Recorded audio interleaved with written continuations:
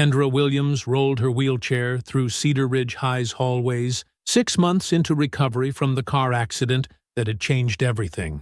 As the new black girl in the predominantly white school, she'd expected stares, but not the cruel bullying that followed when Dylan Reeves and his friends cornered her in the parking lot. They yanked her from the chair and left her helpless on the asphalt while they rode around in circles, thinking there would be no consequences. But what Dylan didn't know was that before her accident, Kendra had been a martial arts prodigy, trained by her father, a former Army combat instructor. And soon the bullies would learn a very painful and costly lesson. Before we go any further, comment where in the world you are watching from and make sure to subscribe, because tomorrow's story is one you don't want to miss. The wheelchair's rubber wheels squeaked against the polished linoleum as Kendra Williams navigated through the crowded hallway of Cedar Ridge High School. 6 months ago, she would have been walking these halls on her own 2 feet, probably running late to first period like half the other students rushing past her now. 6 months ago, everything had been different. The car accident played in her mind sometimes when she least expected it.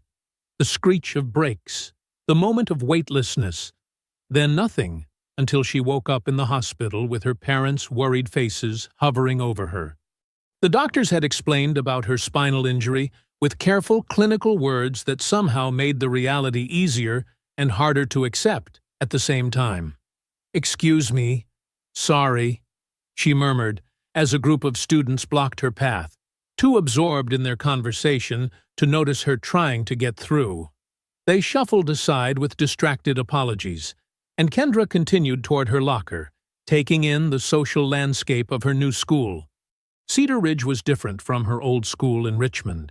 Bigger, whiter, with hallways that seemed designed to showcase the athletic trophies lining every available wall space. Students moved in clearly defined groups. The athletes with their Letterman jackets, the theater kids clustered around bulletin boards, the academic overachievers already buried in textbooks, despite it being only the second week of school.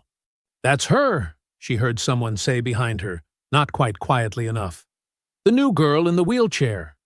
Kendra's hands tightened on her wheels, but she kept moving, pretending she hadn't heard. She'd gotten used to being noticed for all the wrong reasons since the accident, but it still stung. Think she was born like that or what? Probably a car accident or something. "My mom said her dad works security now at some office building."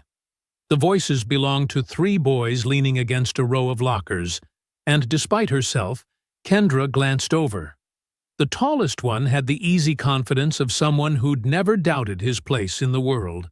Broad shoulders, perfectly styled brown hair, and a smirk that suggested he found most things around him amusing. His Letterman jacket marked him as football, probably varsity based on how the younger students gave him space. "Dylan, come on, don't be a jerk," said one of his companions, though his tone suggested he didn't really mean it. "What? I'm just asking questions, Connor." It's called being curious about our new classmate. Dylan's voice carried that particular brand of fake innocence that Kendra recognized from years of martial arts training. The tone people used right before they tried to get away with something. She reached her locker and began working the combination, hyper-aware of their continued conversation. "Besides," Dylan continued, his voice dropping just enough to seem conspiratorial while remaining perfectly audible, "I bet she gets all kinds of special treatment now. Probably gets extra time on tests, first pick of parking spots, teachers going easy on her because they feel sorry for her." "Dude, that's messed up," the third boy said, but he was laughing. "What's messed up, Tyler?" "I'm just saying, if I had to be in a wheelchair, I'd totally milk it for everything it was worth. Get out of gym class, skip assemblies because of accessibility issues, maybe even get into college easier because of diversity quotas." Kendra's jaw clenched as she pulled her chemistry textbook from her locker. These were the kinds of comments that made her want to stand up and walk over there, to show them exactly what she thought of their assumptions. But she couldn't stand up, and that was the whole point of their casual cruelty. I heard her family moved here because her dad lost his job, Connor added. Like, maybe he was drunk driving when they crashed or something. That was it. Kendra spun her chair around to face them, her dark eyes flashing with controlled anger. My father has never had a drink in his life, she said clearly, her voice cutting through their conversation. And I can hear everything you're saying. The three boys looked genuinely surprised that she'd spoken up. Dylan recovered first, that smirk spreading wider across his face. Hey, sorry about that. We didn't mean anything by it. Just, trying to figure out the new dynamics around here? He spread his hands in a gesture that was probably meant to look apologetic, but came across as condescending. I'm Dylan, by the way. This is Tyler and Connor. Welcome to Cedar Ridge. Thanks, Kendra said flatly, not offering her name in return. So what happened? Tyler asked, with the blunt curiosity of someone who'd never learned that some questions shouldn't be asked. I mean, if you don't mind sharing. Kendra stared at him for a long moment, weighing her options. She could tell them it was none of their business. She could ignore them entirely. Or she could give them just enough truth to shut them up. Car accident, she said simply. 6 months ago. That sucks, Connor offered, though his tone suggested he was already losing interest. Yeah, Dylan agreed, but something in his expression had shifted, like he was filing this information away for later use. Well, if you need anything, just let us know. We're always happy to help out. The bell rang, signaling the start of first period, and the hallway began to empty. Kendra watched the three boys saunter toward the main staircase, their body language radiating the kind of casual confidence that came from never having to worry about accessibility or acceptance. She had a feeling she'd be seeing more of them. 3 weeks into the semester, Kendra had established a routine that worked around Cedar Ridge's limitations.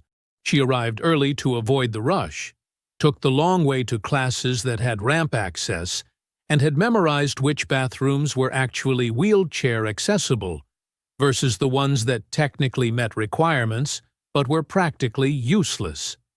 I still can't believe they put the accessible bathroom on the 3rd floor when all your classes are on the first 2 floors, Zoe Martinez said, walking beside Kendra's wheelchair as they headed to lunch. Zoe had transferred from California the same week as Kendra, and their shared outsider status had quickly developed into genuine friendship.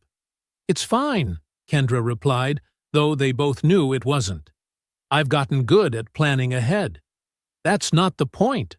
You shouldn't have to plan your entire day around basic human needs because this place was designed by people who never considered that disabled students might want to attend. Kendra appreciated Zoe's anger on her behalf, but she'd learned to pick her battles. Some things were worth fighting for, and others were just the reality of navigating a world that hadn't been built with her in mind. They were passing the main staircase when Dylan's voice carried down from the 2nd floor landing. Heads up! Incoming wheelchair traffic. Make sure you're not blocking the ramp. Kendra looked up to see Dylan, Tyler, and Connor descending the stairs. Dylan's comment had been loud enough for half the hallway to hear, delivered with that same fake helpful tone he'd used during their first encounter. Thanks for the public service announcement, Zoe called back, her voice dripping with sarcasm. Just looking out for everyone's safety, Dylan replied as they reached the bottom of the stairs. Don't want any accidents. The word accidents hung in the air with deliberate weight. Tyler snickered, and Connor looked uncomfortable but said nothing. You know what? Zoe started, taking a step toward them, but Kendra reached out and touched her arm. It's not worth it, Kendra said quietly. Actually, I think your friend here has the right idea, Dylan said, moving to block their path to the cafeteria. Standing up for what's right and all that. Very admirable.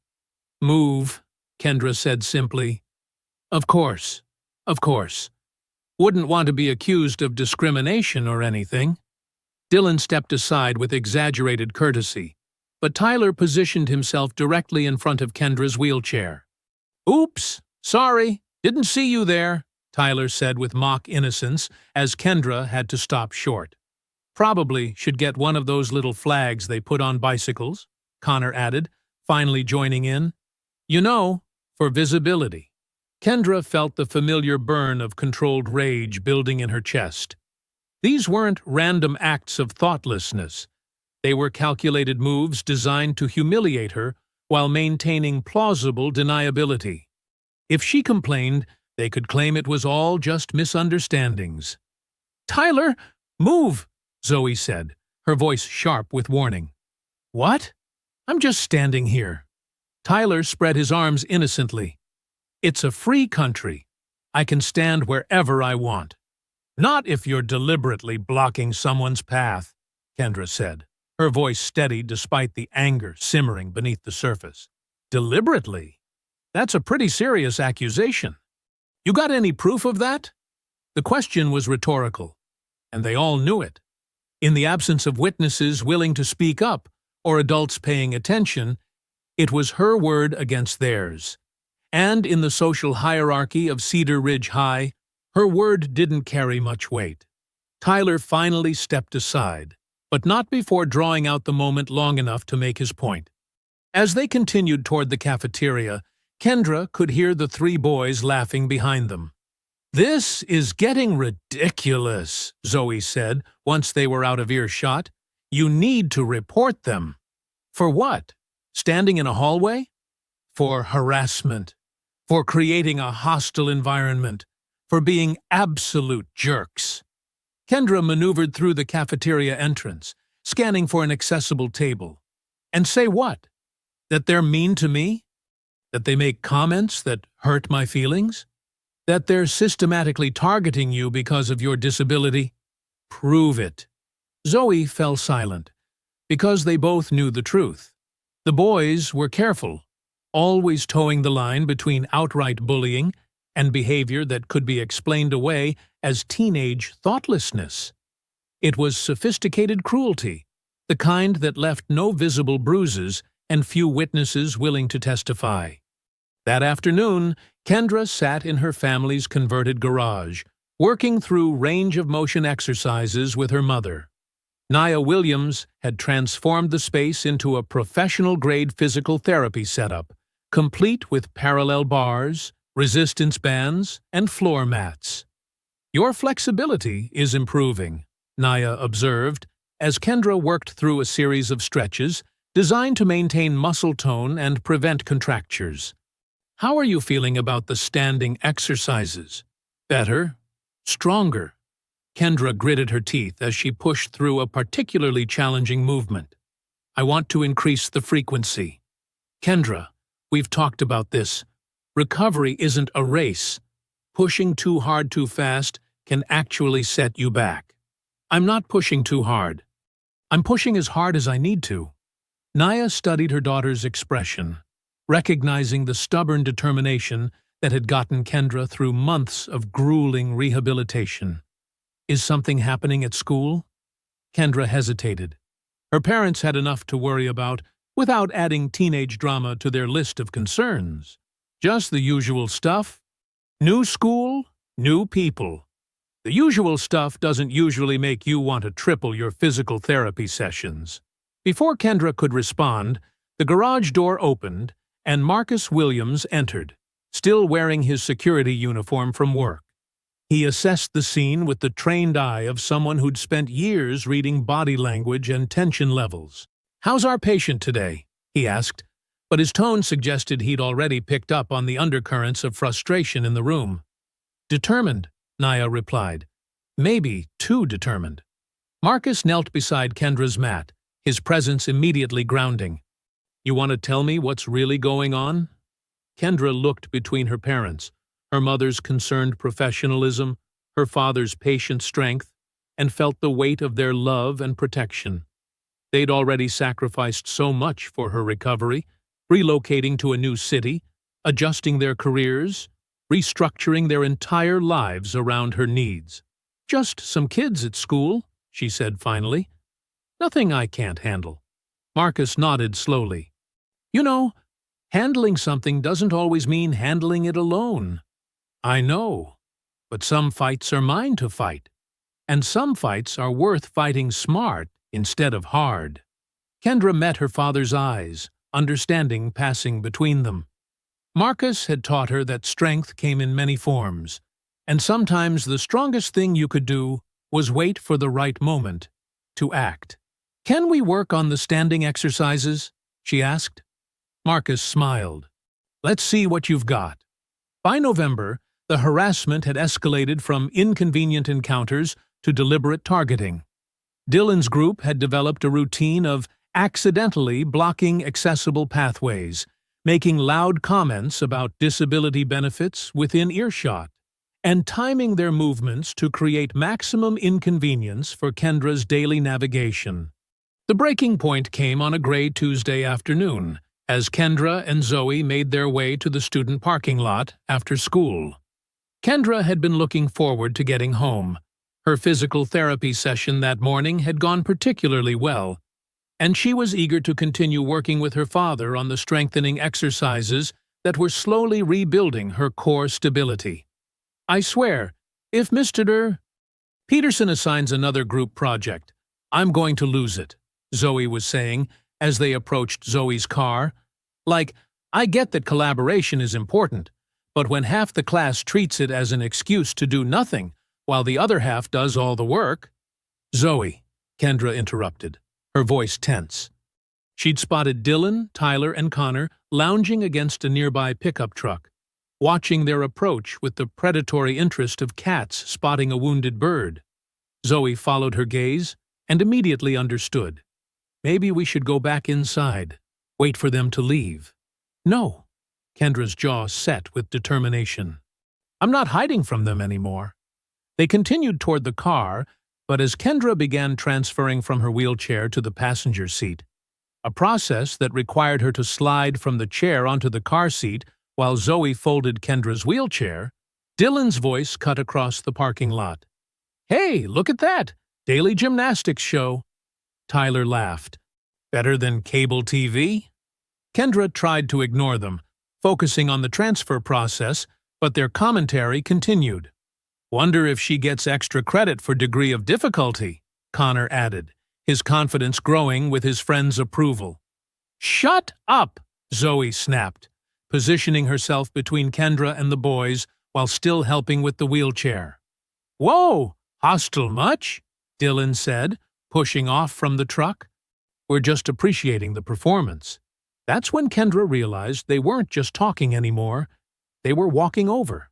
All three of them, moving with the casual swagger of people who'd never faced real consequences for their actions. "You know what?"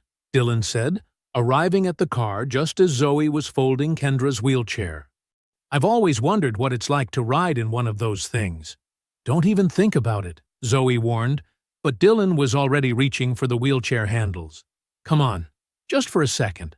I bet it's like a really slow go-kart." "Get your hands off my chair," Kendra said from the passenger seat, her voice deadly quiet. "Relax. I'm not going to break it. Just want to see how it works." Dylan pulled the wheelchair away from the car, despite Zoe's attempts to stop him. Tyler and Connor moved to block Zoe from interfering as Dylan settled into Kendra's wheelchair. "Oh, wow. This is actually pretty comfortable. No wonder you're in no hurry to get out of it." "You need to stop," Kendra said, her hands clenched into fists.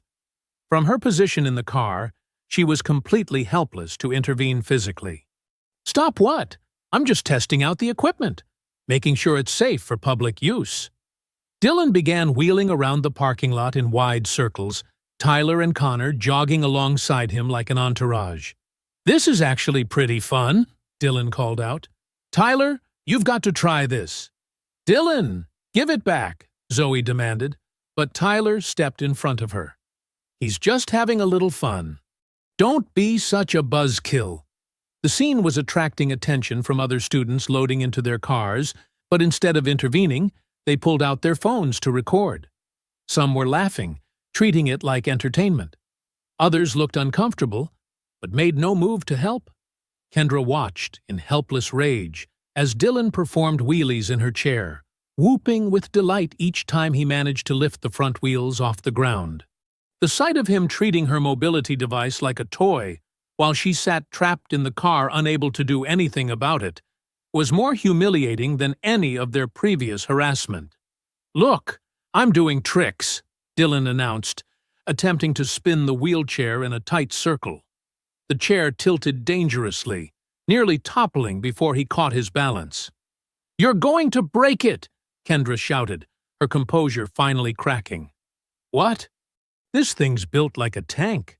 Probably costs more than my car, right? Insurance must be paying for all kinds of fancy upgrades." Tyler had taken his turn in the chair and was now racing Connor in circles around the parking lot. The sound of their laughter mixed with the squeal of rubber wheels on asphalt created a soundtrack of pure humiliation.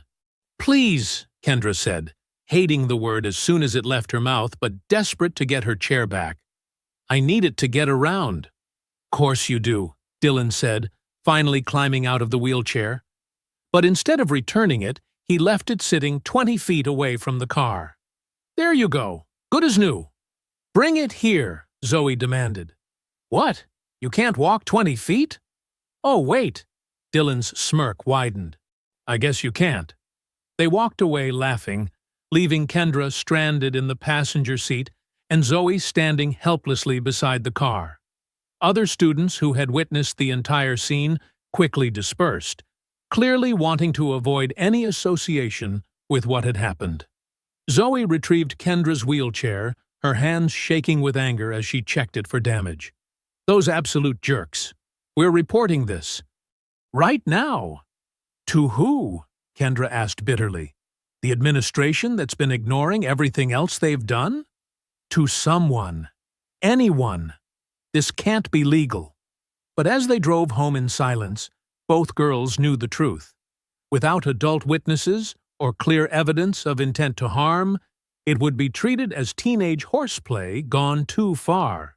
The boys would claim they were just having fun, never meaning any harm, sorry if feelings got hurt. That night, Kendra lay awake, staring at the ceiling, replaying every moment of the parking lot incident. The laughter, the phones recording her humiliation, the casual cruelty disguised as entertainment. Something fundamental had shifted inside her.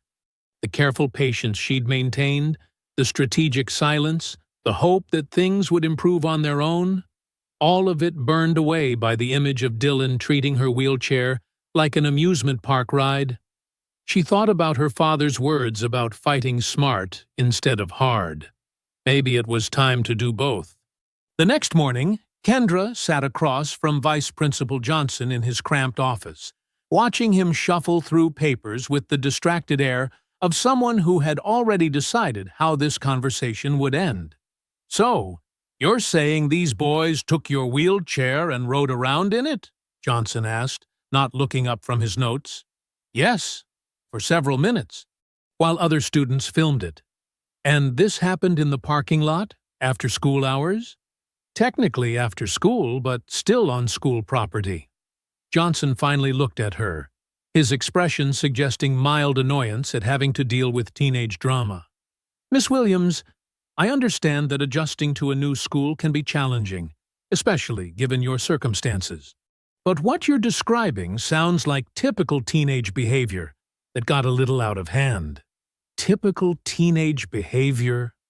Kendra's voice remained steady, but her knuckles were white where they gripped her wheelchair armrests. "Boys being boys, you know? I'm sure they didn't mean any real harm. Sometimes kids don't think about how their actions might affect others.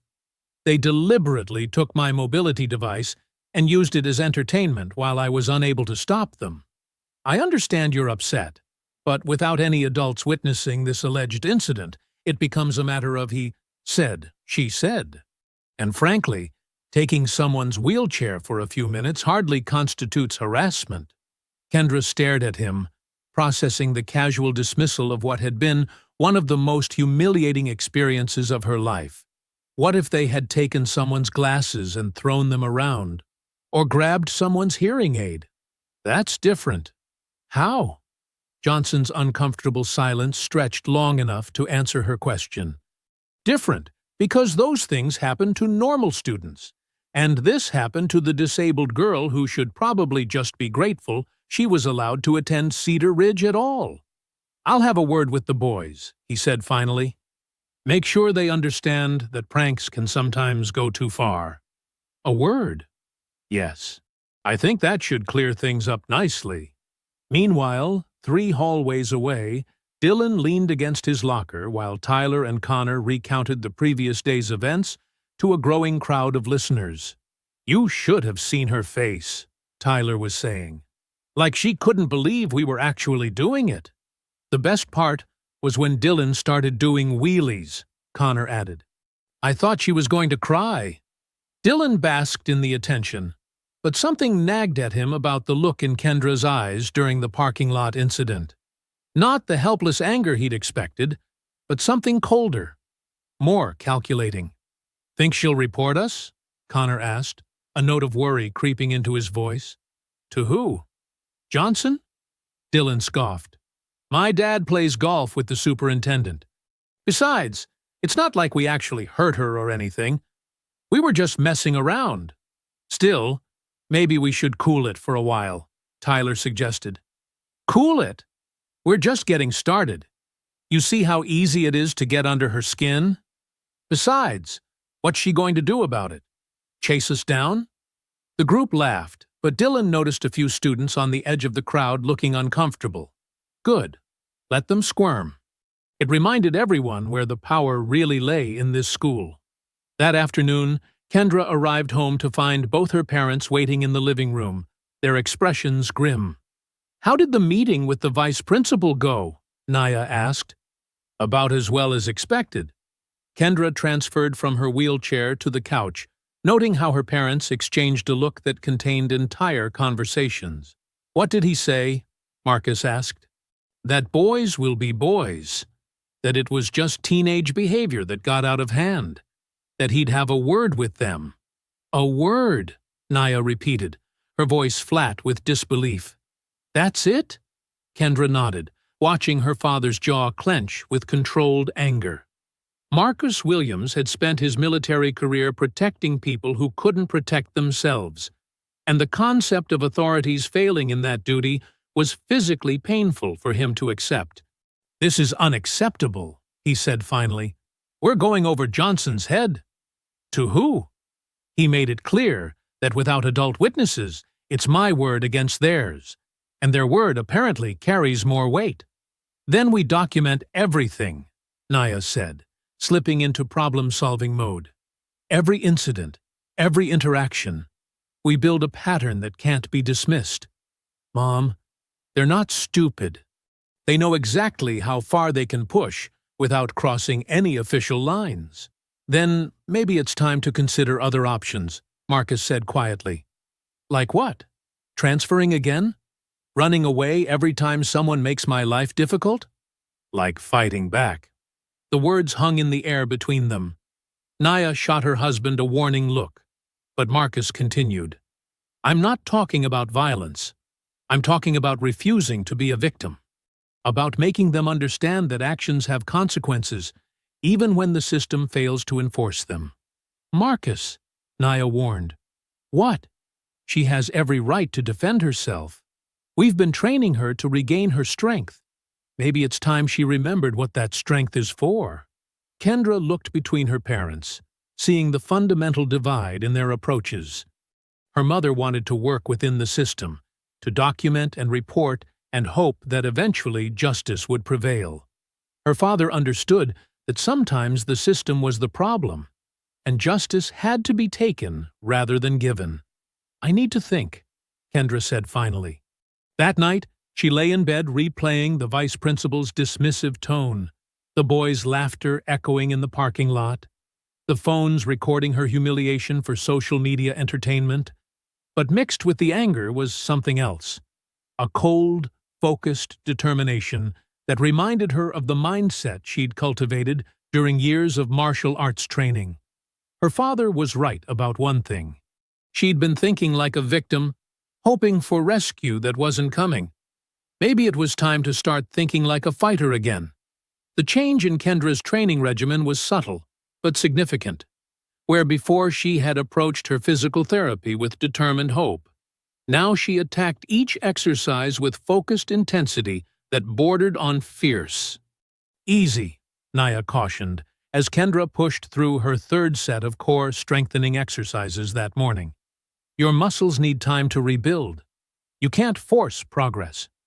"I'm not forcing anything," Kendra replied through gritted teeth, maintaining her plank position despite the tremor in her arms. "I'm just done accepting limitations." Marcus watched from the doorway, recognizing the shift in his daughter's mindset. It was the same transformation he'd witnessed in soldiers who'd stopped hoping for rescue and started planning their own escape. "Show me the standing progression again," Kendra said, after completing her floor work. "Kendra, we just did that yesterday. Your body needs... My body needs to remember what it's capable of." Kendra transferred to the parallel bars, gripping the rails with white knuckles. "How long can I maintain weight-bearing now?" "About 2 minutes, but that's significant progress from... I want to get to 5 minutes by Christmas." Naya and Marcus exchanged glances. Christmas was 6 weeks away. "That might be aggressive," Naya said carefully. "Everything about this situation is aggressive." While Kendra pushed her physical limits at home, the boys at school were growing bolder in their assumption that they could act without consequence. Dylan's talk with Vice Principal Johnson had lasted exactly 3 minutes and consisted mainly of Johnson explaining that pranks should be kept in good fun. "Basically a free pass," Dylan told Tyler and Connor as they watched Kendra navigate the crowded hallway during the lunch period change. "As long as we don't leave any marks, we're golden."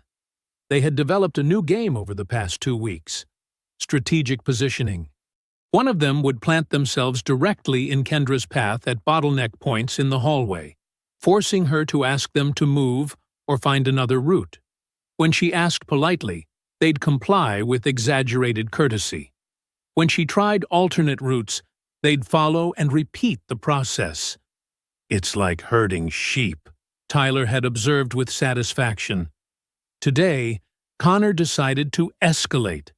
As Kendra approached the cafeteria entrance, he positioned himself in the wheelchair-accessible doorway and pretended to be absorbed in his phone.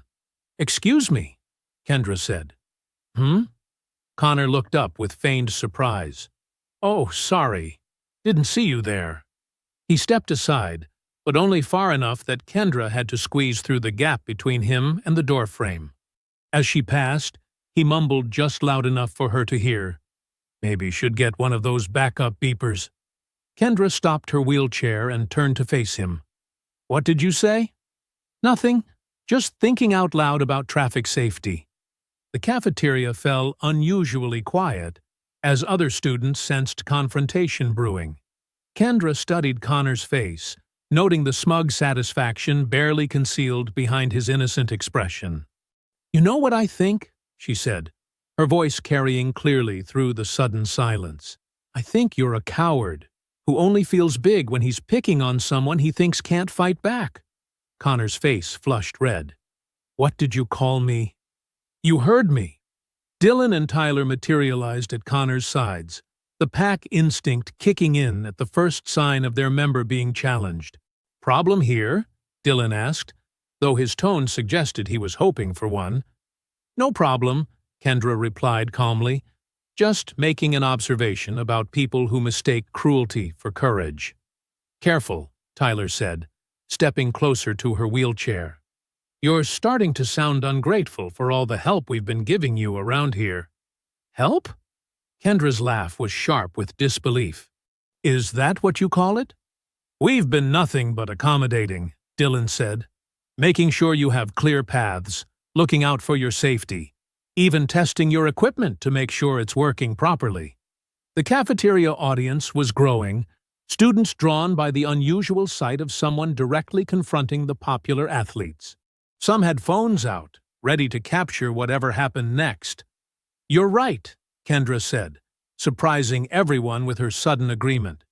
"You have been very instructive. I've learned a lot from watching you." Something in her tone made Dylan frown. "Yeah? Like what?" "Like how much people will let you get away with when they think you're untouchable. Like how easy it is to mistake silence for weakness. Like how satisfying it must feel to punch down instead of up." "You threatening us?" Connor asked, his voice rising. "Threatening you?"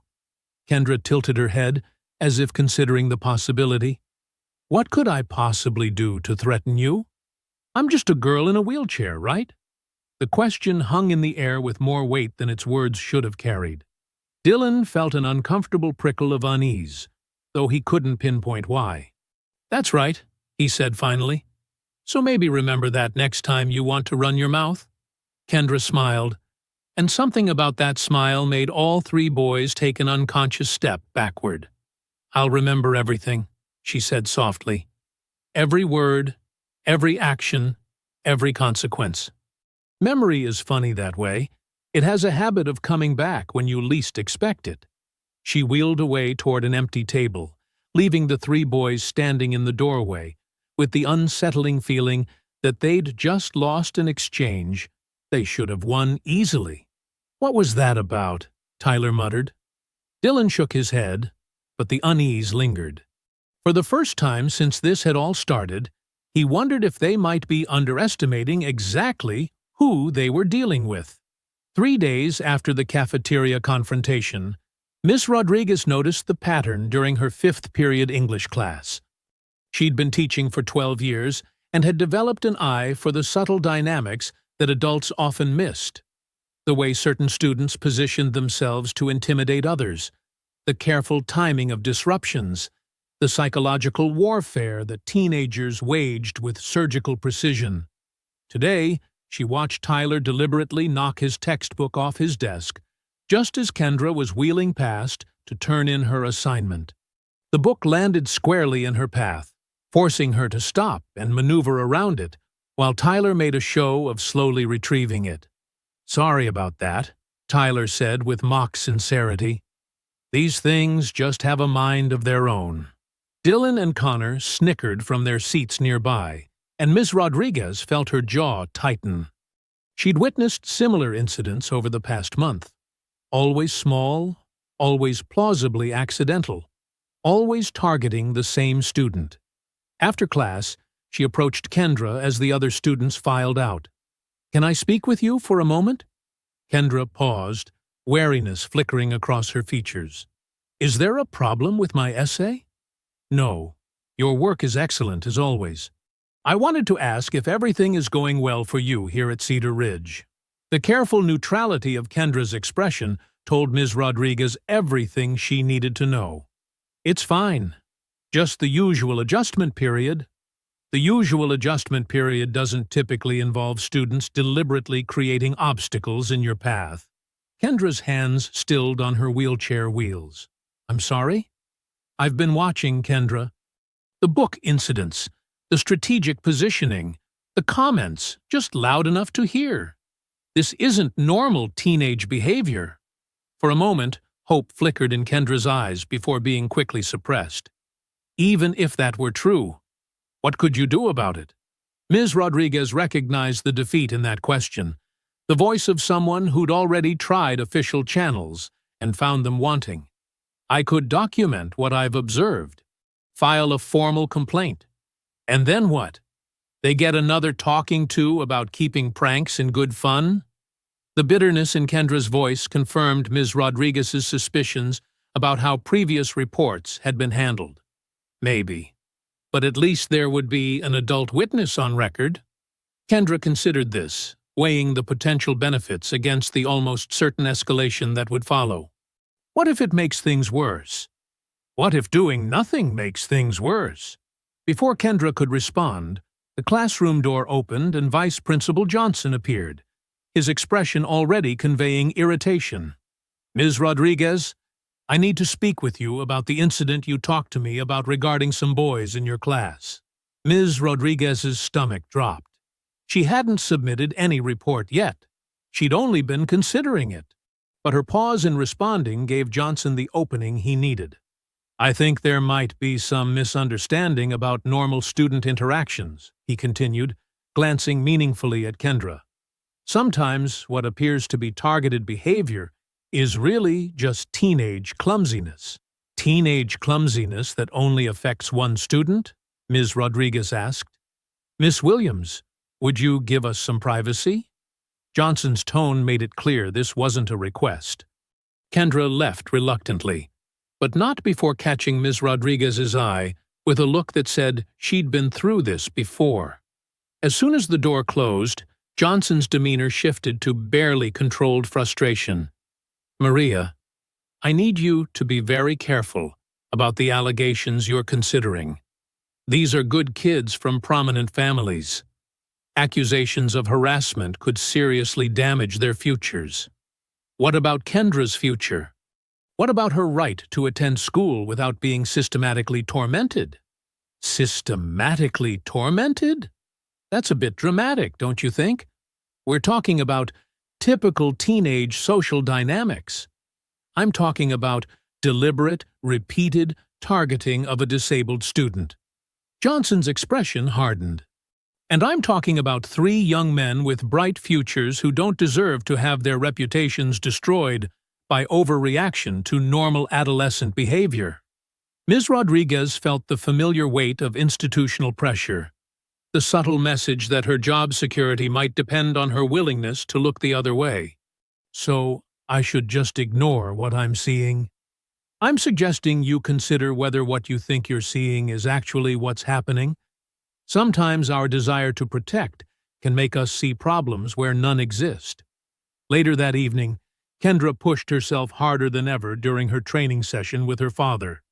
Her frustration powered each movement, each deliberate step in the parallel bars, a rejection of the helplessness that others seemed determined to impose on her. "That's 10 minutes of weight-bearing," Marcus observed. "Your balance is improving, too." "It's not enough." Kendra's voice was tight with controlled anger. "I need to be stronger. Faster. This isn't just about physical strength anymore, is it?" Kendra met her father's eyes in the mirror that lined one wall of their makeshift gym. "A teacher tried to help me today. Tried to document what's been happening." "That's good news." Johnson shut her down before she could even file a report. Told her she was overreacting, that the boys' futures were more important than protecting me. Marcus was quiet for a long moment, processing the implications. "So the system isn't just failing you? It's actively protecting them. Looks that way? Then we stop depending on the system." "Dad, don't even think about it," Kendra said without looking up. "Think about what? Whatever protective dad thing you're considering?" "I can see it on your face." Marcus studied his daughter, seeing not just her determination but her fragility beneath it. 6 months of rebuilding herself physically and emotionally, and these boys were systematically tearing it down. "Sometimes fathers have to step in," he said quietly.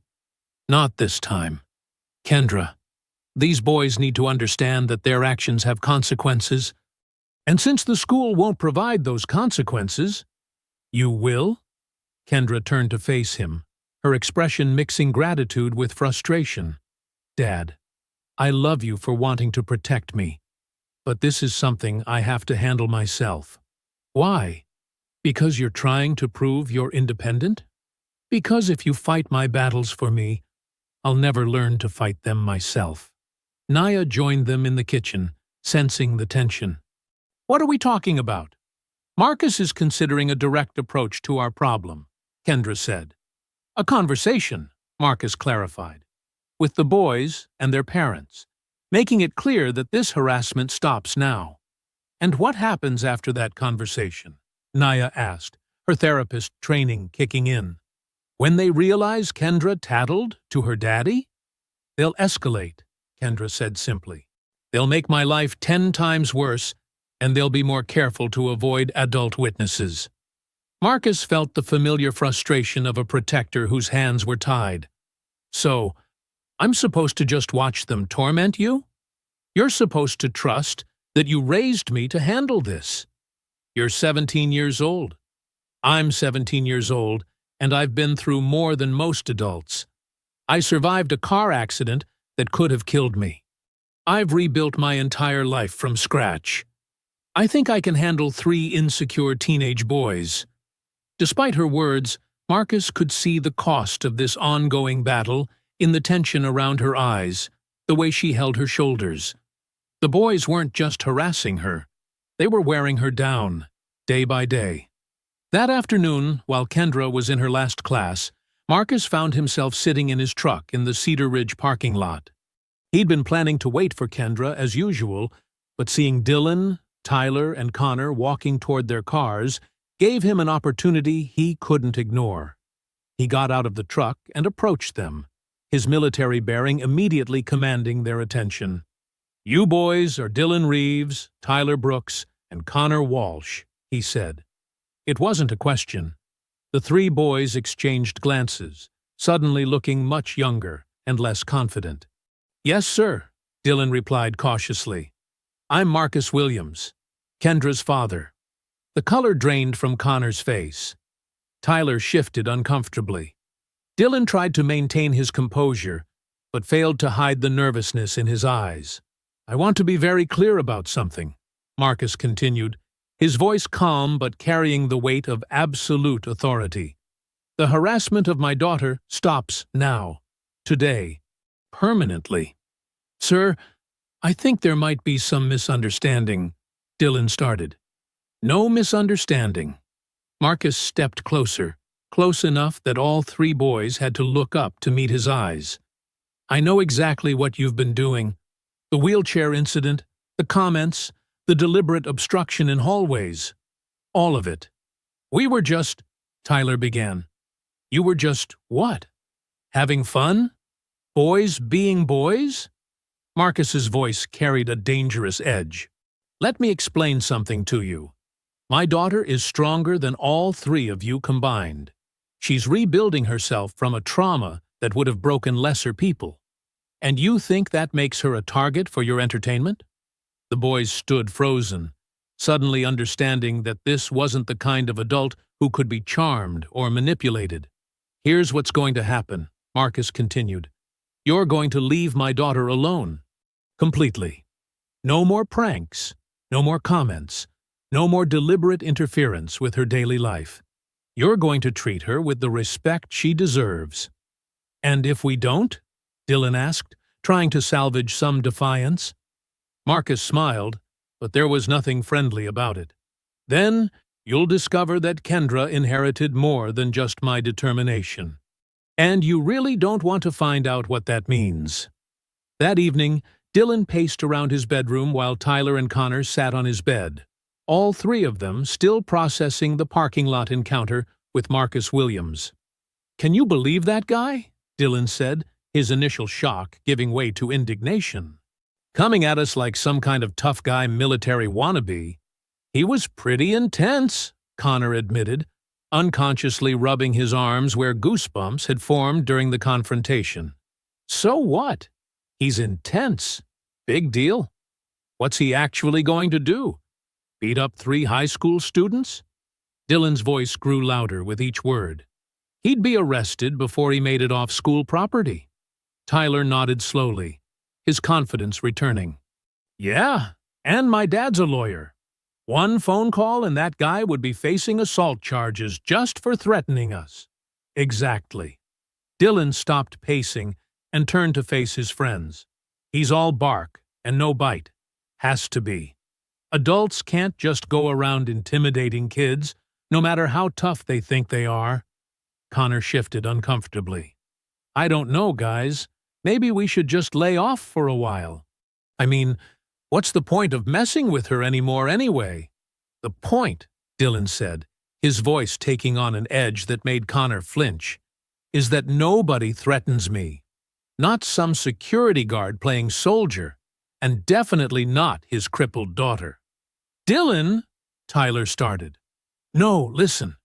You think I'm going to let them think they scared me?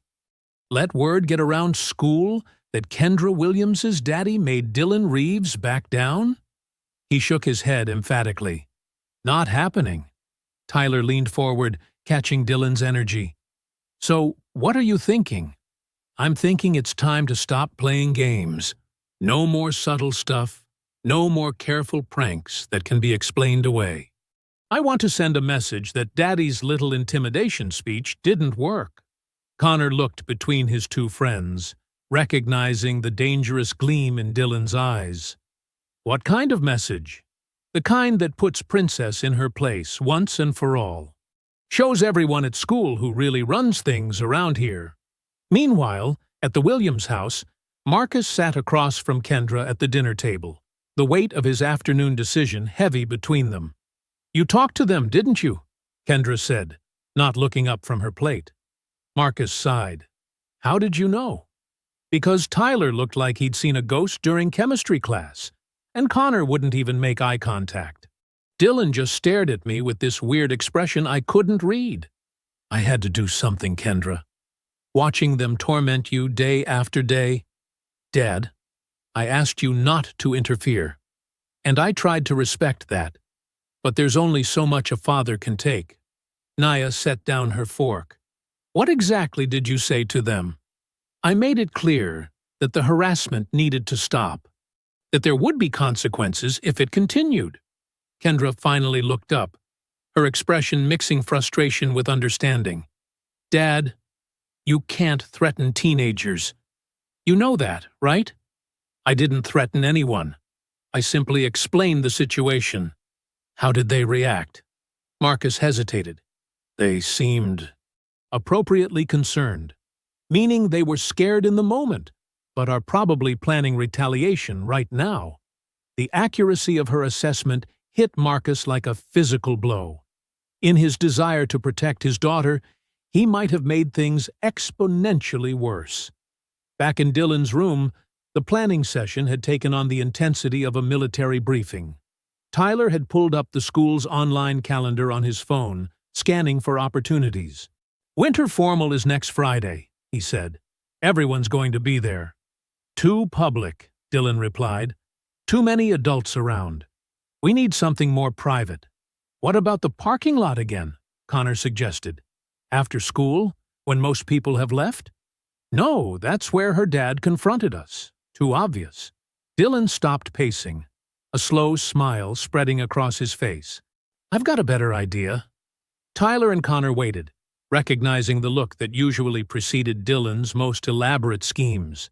You know how she always stays late on Thursdays for that stupid debate club meeting? Yeah, so? So she's always one of the last people to leave. Usually just her and that friend of hers, what's her name? Zoe. Parking lot's practically empty by then. Connor felt his stomach tighten. Dylan, what are you thinking? I'm thinking it's time for Princess Wheels to learn what happens when Daddy can't protect her. When there's no one around to witness her humiliation. Dude, that sounds like justice, Dylan interrupted. She thinks she's so tough, sitting there in her chair giving us attitude. Her father thinks he can intimidate us into backing down. Time to show them both how wrong they are. Tyler was nodding enthusiastically now. What did you have in mind? Something memorable. Something that'll be talked about for the rest of the school year. Something that makes it crystal clear who has the power around here.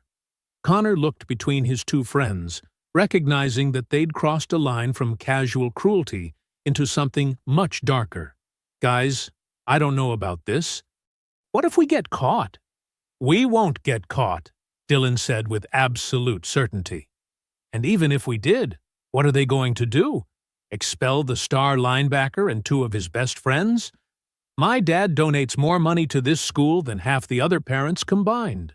Besides, Tyler added, it'll be her word against ours. And we've already established how much weight her word carries around here.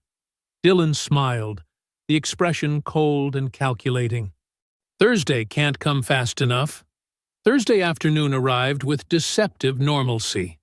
The debate club meeting had run long, leaving Kendra and Zoe among the last students in the building as they made their way to the parking lot. Only a handful of cars remained scattered across the vast expanse of asphalt. Zoe's Honda sat in its usual spot near the accessible parking area, while a few teacher vehicles clustered near the main entrance. That's when they saw them.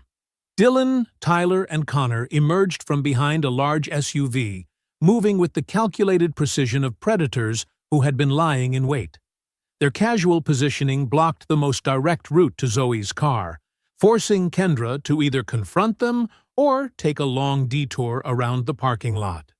"Well, well," Dylan said, his voice carrying a confidence that made Kendra's skin crawl. "Look who's working late today." "Just keep walking," Zoe muttered, but her voice betrayed her nervousness. "Actually," Tyler said, stepping further into their path, "we were hoping to have a little chat." Connor positioned himself to cut off their retreat toward the school building, completing the trap.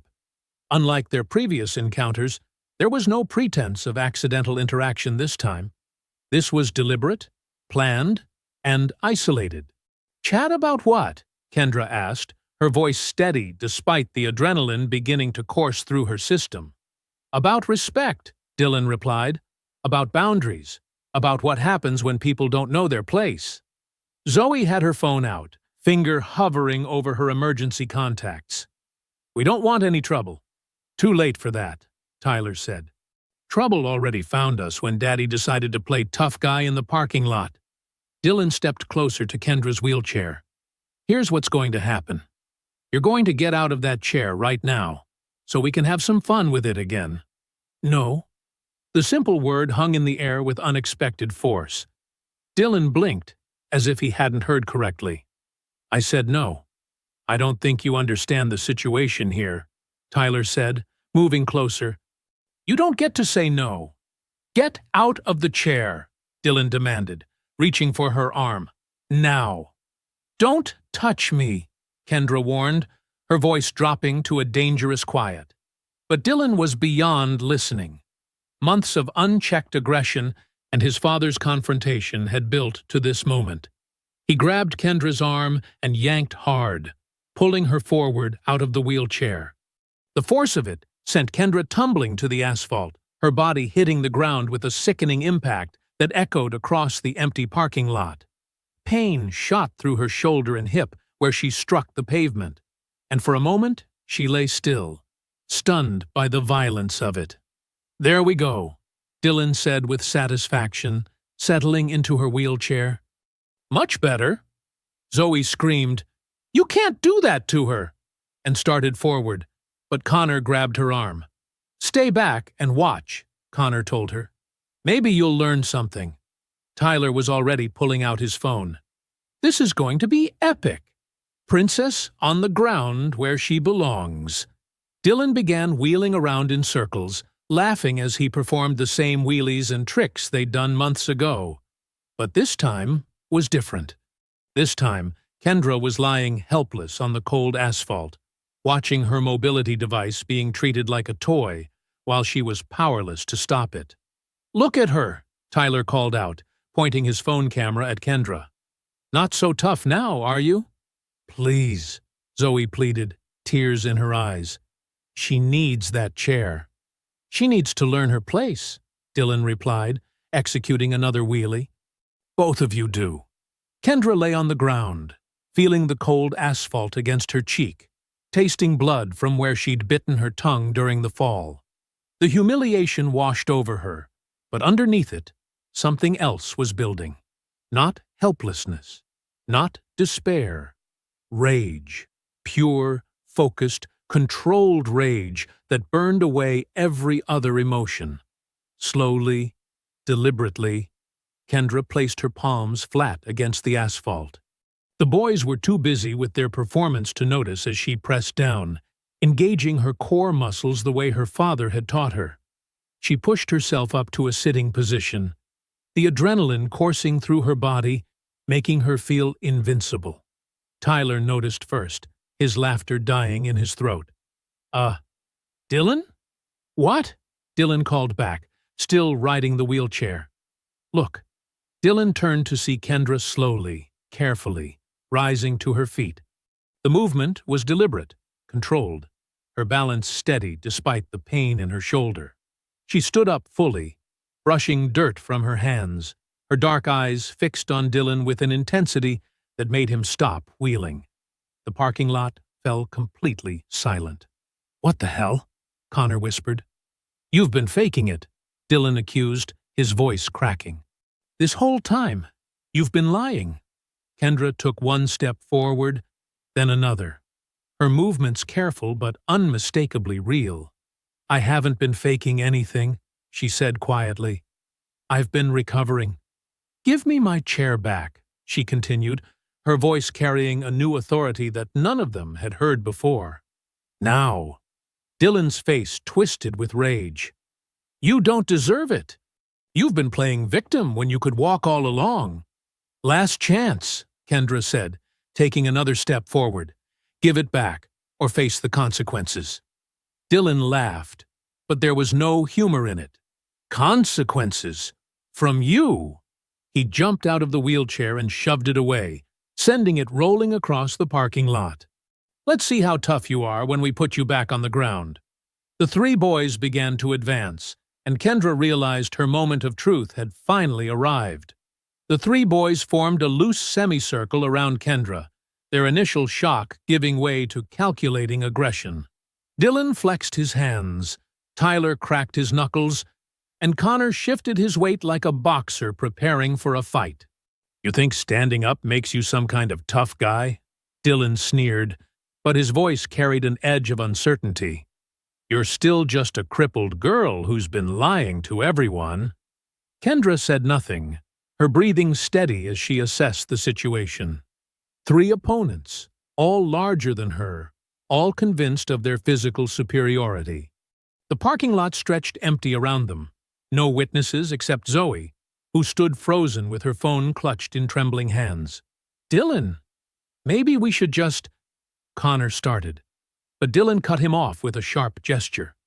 "No. She embarrassed us in front of the whole school with her fake victim act. Time she learned what real consequences look like." Tyler moved first, lunging forward to grab Kendra's arm. But something unexpected happened. Instead of backing away or trying to escape, Kendra shifted her weight and pivoted, using Tyler's momentum against him. He stumbled past her, off balance and confused. "What the—" Tyler spun around, face flushed with embarrassment and anger. "She got lucky. That's all." But Kendra's stance had changed. Her feet were planted shoulder-width apart, her center of gravity low, her hands raised in a defensive position that spoke of years of training.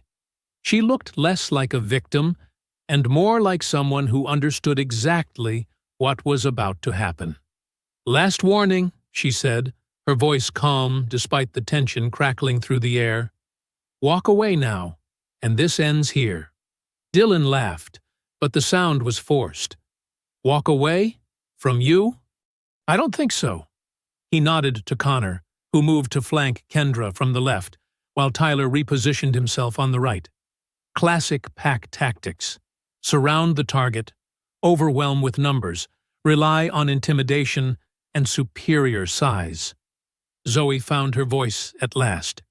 "Stop it! All of you, just stop! I'm calling the police." "Go ahead," Dylan said, without taking his eyes off Kendra. "By the time they get here, this will all be over. And it'll be our word against yours," Tyler added. 3 honor students versus a girl who's been faking a disability for months. Connor hesitated, something in Kendra's posture triggering an instinct that told him this wasn't going to go the way they'd planned. "Guys, I really think we should—" "You think too much," Dylan snapped. "Just grab her." But as Connor moved forward, Kendra did something none of them expected. She smiled. It wasn't a friendly smile, or a nervous one, or even a defiant one. It was the smile of someone who had been waiting for this moment, who had been preparing for it through months of pain and frustration and carefully controlled rage. "My father always told me," she said conversationally, as if they were discussing the weather, "that the biggest mistake bullies make is assuming their victims will stay victims forever." Dylan felt a chill run down his spine, but his pride wouldn't let him back down now. Not in front of his friends. Not after everything they'd invested in breaking this girl. "Your father's not here to protect you now," he said, trying to inject confidence into his voice. "I don't need him to protect me," Kendra replied. "He already taught me everything I need to know." Tyler made the mistake of interpreting her words as empty bravado. He rushed forward again, this time committing fully to tackling her to the ground. But Kendra was ready. She stepped aside at the last second, her movement economical and precise, then swept Tyler's legs as he passed. He hit the asphalt hard, the impact driving the breath from his lungs in a painful gasp. Connor froze, his eyes wide with disbelief. "How did she—" "Shut up and help me," Dylan commanded, but his voice cracked slightly. This wasn't how it was supposed to go. They were supposed to be in control, supposed to be the ones teaching lessons.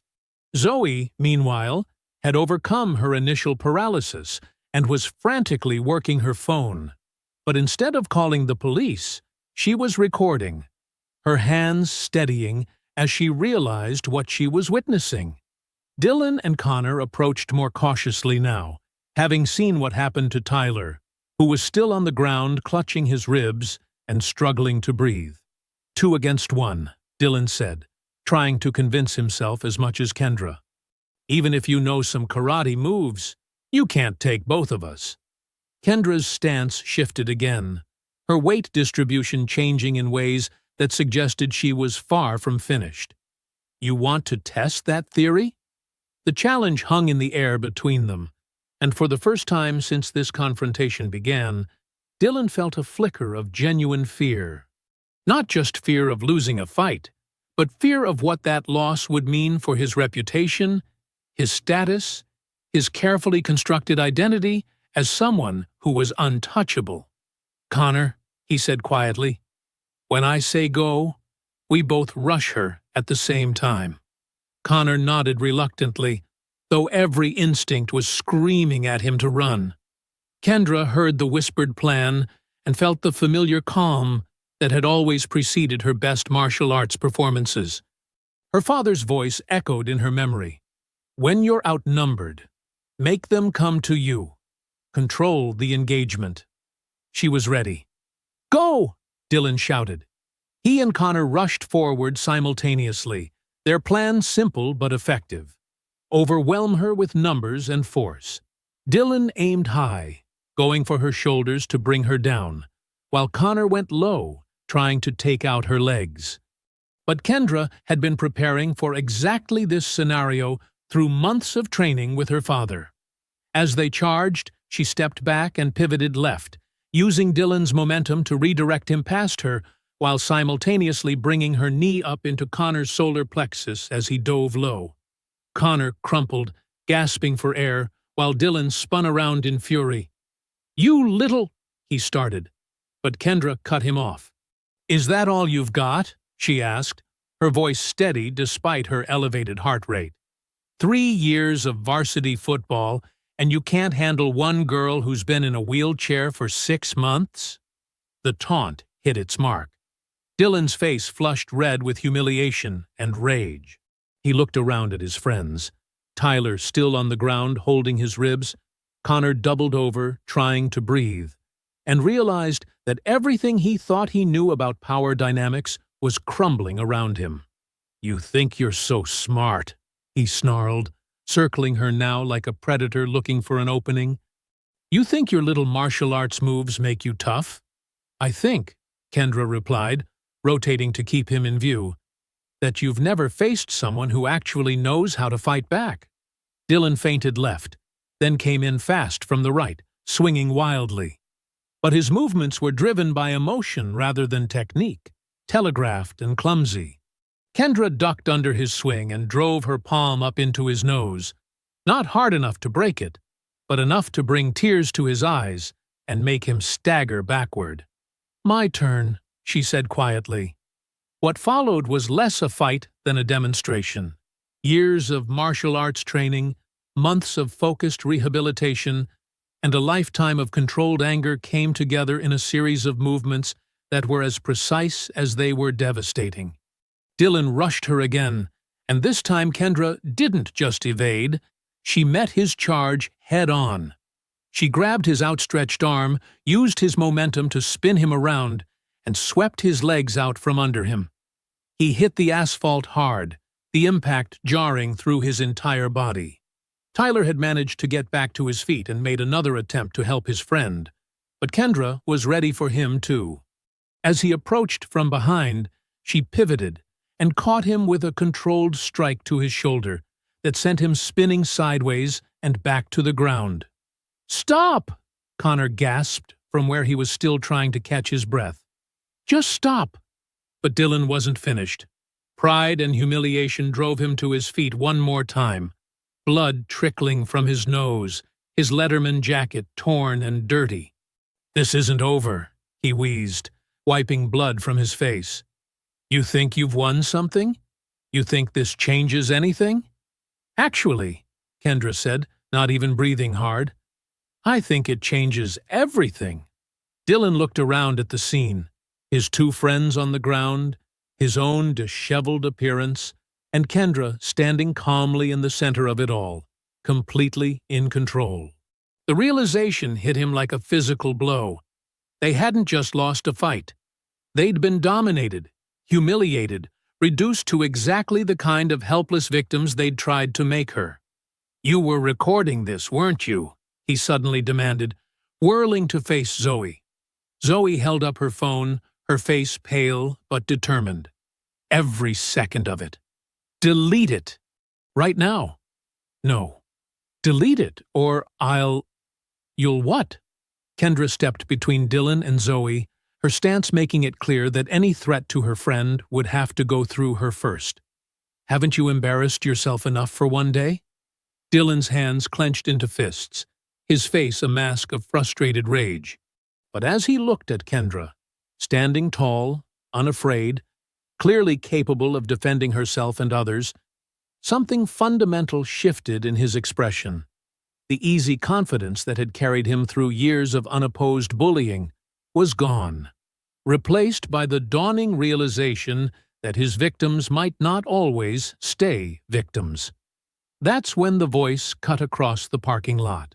"What's going on out here?" Ms.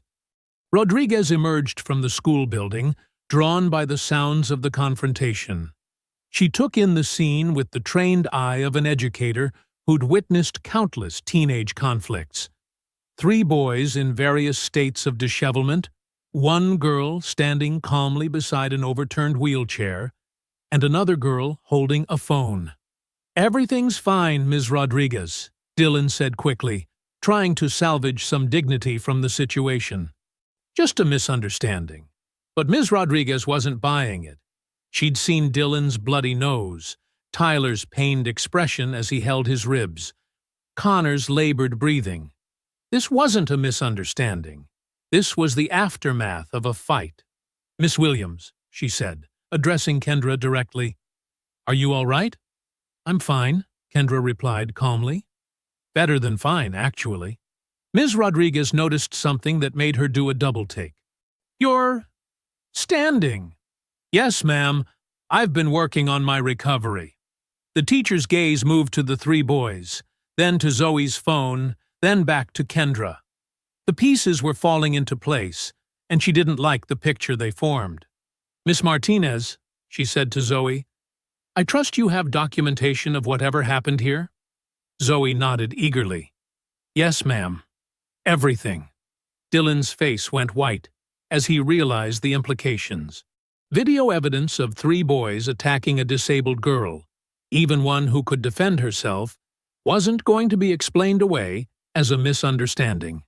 "All of you," Ms. Rodriguez said with quiet authority, "are coming with me to the office." Now, as they made their way back toward the school building, Kendra walking steadily beside her retrieved wheelchair, the 3 boys trailing behind like defeated soldiers, Dylan finally understood that this wasn't just about losing a fight. He'd lost everything. The walk back to the school building felt surreal to Kendra. Her adrenaline was still coursing through her system, her hands trembling slightly from the confrontation, but her steps were steady and sure. Behind her, Dylan nursed his bloody nose, while Tyler and Connor limped along in defeated silence. Ms. Rodriguez led them directly to the main office, where the evening custodial staff looked up in surprise at the unusual procession. The fluorescent lights seemed harsh after the dim parking lot, casting everything in stark relief. "Mrs. Patterson," Ms. Rodriguez called to the secretary who was preparing to leave for the day, "I need you to contact Principal Hayes immediately, and we'll need to reach the parents of these 4 students." Vice Principal Johnson emerged from his office, having heard the commotion. His expression immediately shifted to one of controlled annoyance when he saw the group. "What's going on here?" he asked, his tone suggesting this was an unwelcome interruption to his evening routine. "There was an altercation in the parking lot," Ms. Rodriguez replied. "Miss Martinez has it recorded." Johnson's eyes flicked to Zoe's phone, and Kendra caught a flash of concern cross his features. "I'm sure it's just another misunderstanding. You know how these things can get blown out of proportion." "Show him," Ms. Rodriguez said to Zoe. As the video played, Johnson's expression grew increasingly uncomfortable. Kendra watched him carefully, noting how he winced when Dylan yanked her from the wheelchair, how his jaw tightened when the boys advanced on her. "Well," Johnson said when it ended, his voice carefully neutral, "this is certainly unfortunate. But it looks like Miss Williams handled herself quite well. No real harm done." "No real harm done?" Ms. Rodriguez's voice rose with disbelief. "They assaulted her." "Now, let's not be dramatic. These are good kids who got carried away. I'm sure we can handle this with a simple disciplinary meeting." The office door burst open, and Principal Hayes strode in, his expression already grim from Ms. Rodriguez's urgent phone call. He was a tall, thin man who'd been principal for 15 years and prided himself on knowing everything that happened in his school. "Where's this video I need to see?" he demanded without preamble. Johnson stepped forward quickly. "Principal Hayes, I think we can handle this situation without—" "Show me the video." Hayes cut him off, his tone brooking no argument. As Hayes watched the footage, his expression grew darker with each passing second. When Dylan yanked Kendra from her wheelchair, Hayes's hands clenched into fists. When the boys taunted her about faking her disability, his face flushed with anger. "This is unacceptable," he said when it ended. "Completely unacceptable." "Sir," Johnson interjected, "I think if we look at this objectively, it's really just a case of teenage emotions getting out of hand. These boys have excellent records." "Excellent records?" Hayes turned to his vice principal with barely controlled fury. "Mr. Johnson, are you telling me this is the first time you've dealt with complaints about these students harassing Miss Williams?" The silence that followed was deafening. Johnson's face went pale as he realized the trap he'd walked into. "Well, there have been some minor incidents, but nothing that rose to the level of—" "Minor incidents?" Kendra spoke for the first time since entering the office. "I reported them stealing my wheelchair months ago. You told me it was just boys being boys." Hayes's attention snapped to Kendra, then back to Johnson. "You've been covering this up?" "I wasn't covering anything up," Johnson said defensively. "I was handling typical teenage conflicts through appropriate channels." "By ignoring them," Ms. Rodriguez added. "I tried to file a report about harassment I witnessed in my classroom. You discouraged me from documenting it."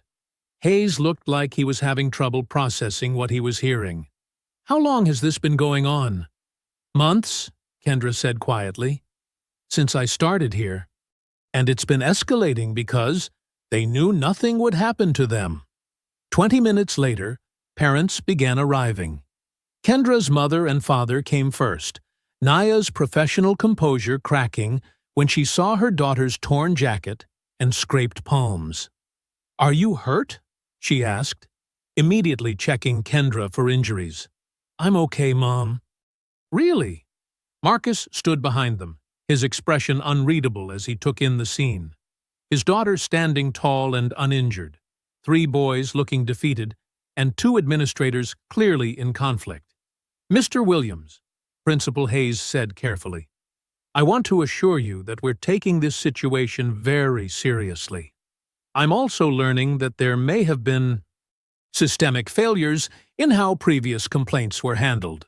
Johnson shifted uncomfortably as Dylan's parents arrived. His father, a large man in an expensive suit, who immediately began demanding explanations. "This is clearly a case of self-defense," Dylan's father declared loudly. "My son was attacked." "Mr. Reeves," Hayes interrupted, "I suggest you watch this video before you say another word." As the parents watched the footage, the room's atmosphere grew increasingly tense. Dylan's mother gasped. Tyler's father cursed under his breath. Connor's mother stared in horrified disbelief. "This is assault," Hayes said when it ended. "Against a student my administration apparently failed to protect." Johnson tried one last deflection. "Now, let's not get ahead of ourselves. These are good kids who made a mistake." "Stop talking," Hayes commanded, his voice cutting through the room like a blade. "You're done handling this situation. You're done handling any situation involving student safety." The weight of those words settled over everyone present. Johnson's face went white as he realized his career was effectively over. "This matter will be referred to the school board immediately," Hayes continued, "and we'll be contacting the police. Miss Williams, I owe you an apology that I can never adequately express." Kendra nodded, feeling a strange sense of vindication as she watched the system that had failed her finally acknowledge its mistakes. Justice, it seemed, had finally arrived. 3 weeks later, Kendra walked through the hallways of Cedar Ridge High School with a confidence that radiated from every step. She still used her wheelchair when she needed it, for longer distances or when fatigue set in. But the choice was hers now, not dictated by limitation or fear. The transformation had been remarkable. The video had gone viral within hours, bringing national attention to the school's handling of disability harassment. Justice for Kendra had trended for days, sparking conversations about bullying, disability rights, and institutional accountability across the country. The new anti-harassment policy passed unanimously last night, Zoe said, as they met at Kendra's locker. "My mom said the school board meeting was packed." "Good," Kendra replied, pulling out her chemistry textbook. "Maybe some real changes will finally stick." The aftermath had been swift and comprehensive. Dylan, Tyler, and Connor had been expelled and faced assault charges that would follow them to any school they tried to attend. Vice Principal Johnson had been terminated immediately, his 20-year career ending in disgrace. Principal Hayes had implemented sweeping policy changes and hired an outside consultant to review the school's entire approach to student safety. "How does it feel?" Zoe asked as they walked toward class. "How does what feel?" "Being the girl who changed everything." Kendra considered the question. Around them, students moved through the hallways with a different energy than before. There was more awareness, more respect, more understanding that actions had consequences. Teachers were more vigilant, administrators more responsive, and students more willing to speak up when they witnessed harassment. "It feels like I can finally breathe," she said. Ms. Rodriguez had been promoted to vice principal, her first act being the establishment of a student advocacy program. She waved at them from her new office, a genuine smile lighting up her face. "Miss Williams," she called out, "the reporter from Channel 7 confirmed your interview for this afternoon. Are you ready?" Kendra nodded. She'd become something of a reluctant spokesperson for disability rights, fielding interview requests from across the country. The attention was overwhelming sometimes, but she understood the importance of her story, reaching other students who might be suffering in silence. During lunch, Kendra sat with a group that had grown considerably over the past few weeks. Students who had previously been afraid to associate with her now sought out her friendship, drawn by her strength and authenticity. But it was the letter in her backpack that meant the most to her. "Read it again," Zoe urged. Kendra pulled out the handwritten note from a middle school student in Texas, whose video message had gone viral in response to hers. The girl had been facing similar harassment and had used Kendra's story as inspiration to speak up to her own administration. "Dear Kendra," she read aloud, "because of you, I found my voice. Because of you, I'm not hiding anymore. Because of you, 3 bullies at my school are facing consequences for the first time. Thank you for showing me that we don't have to stay victims. We can become warriors." "That's the 15th letter this week," Zoe observed. "I know. It's incredible." After school, Kendra found her parents waiting in the parking lot, the same parking lot where everything had changed 3 weeks ago. But instead of being a place of trauma, it had become a symbol of her transformation.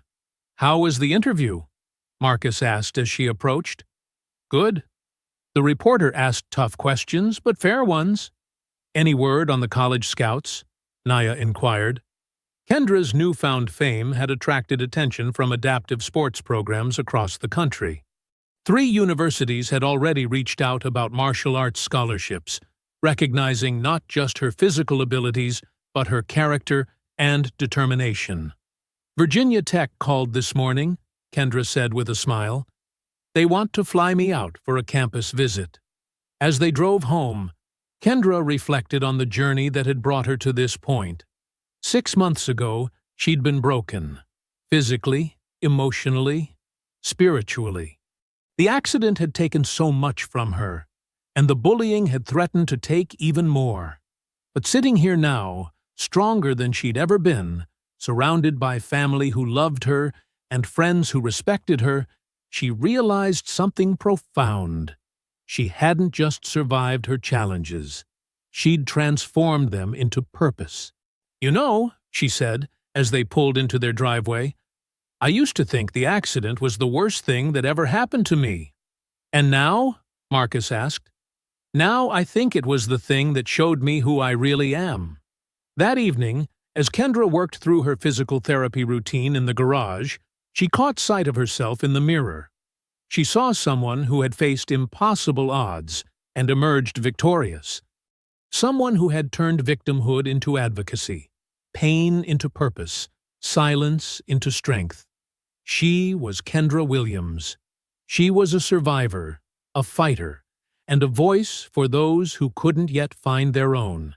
And she was exactly where she belonged, standing tall, speaking truth, and proving that sometimes the most powerful response to cruelty is simply refusing to be broken by it.